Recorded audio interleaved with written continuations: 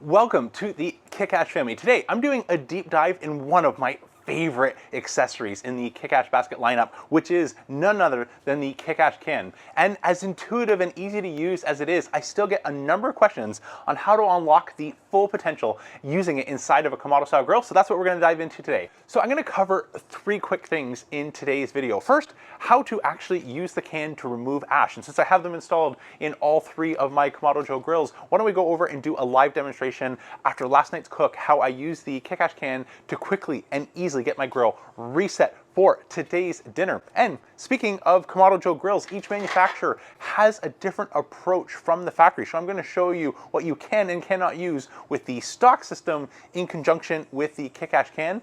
And last but not least, I'm going to show you some of the hidden benefits, the smoking potential that is made possible with the Kick-Ash can in terms of how I've been able to achieve some of my best smoking results in a Kamado style grill using the Kick-Ash can. Let's get into it. Okay, my grill is nice and cold since it is the next day, but this is exactly how it sits after being shut down. So let me show you my cleanup procedure. Remove our grates. Next, using a gloved hand, I like to just wipe down any of the ash that is sticking to the side of our firebox.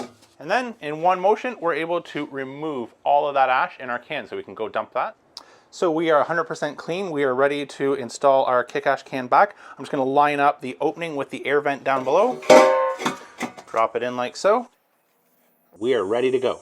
So now let's dive into the question that I get in my inbox more often than any other about the Kick-Ash can, which is, James, if I add the Kick-Ash can, what do I do, and do I still need this? So outside of the grill, it's easy to think that the original Kamado Joe ash pan system would still work with the Kick-Ash can, but once you're inside your grill, you'll quickly realize that this does not work together, and that is something that confuses a lot of people. This is 100% replacement for the Kamado Joe system, as it needs to have room for an air gap to expand, contract, and protect our firebox from getting any expansion from the metal. But I have a little demonstration here. If I grab some pellets, I want to demonstrate the capacity differences in terms of being able to collect and retain ash, and how that helps manage our temperatures and prevent potential issues like our fire going out from too much ash building up and blocking our airflow. So let me dump in some pellets in the stock system, get our few runaways here. So this is simulating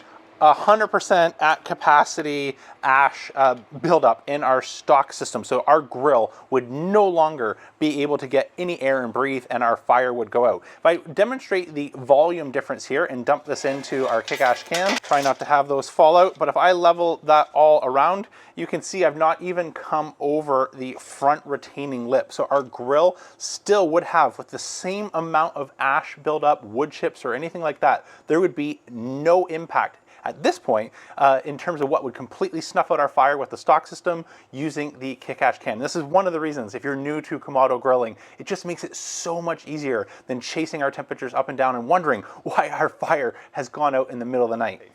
So while I still have all these pellets in my Kick-Ash can, which was simulating the amount of ash volume that we can absorb before we ever run into any airflow problems, this actually brings me to my third and final point, which is upping the smoke quality in our Kamado grill, and how the Kick-Ash can has led to a breakthrough in better smoking quality results. So we have two options. As our cook is going on, we could supplement and slide in some wood chips or chunks into our Kick-Ash can, but I find it really easy before we get our cook started to add some pellets, wood chips, or even larger wood splits will completely burn. So we place those in our can, place them into our grill, and after about an hour or two of those hot coals and embers starting to build up and fall down, I'm able to get nice clean combustion. And that's another advantage of the displacement volume of the Kick-Ash can, is we're not getting so much ash that it smothers out those embers and prevents them from combusting, even things like larger wood splits. The larger the wood split that I'm able to burn,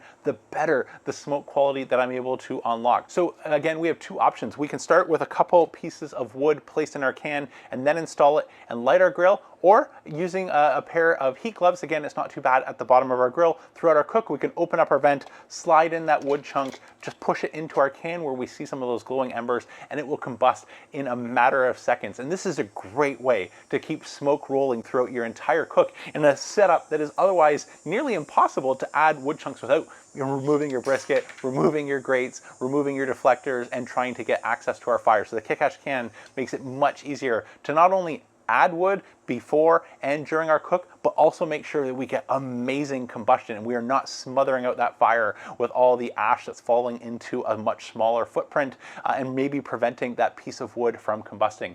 So that's it for today's quick tips. Don't be afraid to shake that ash and light that fire.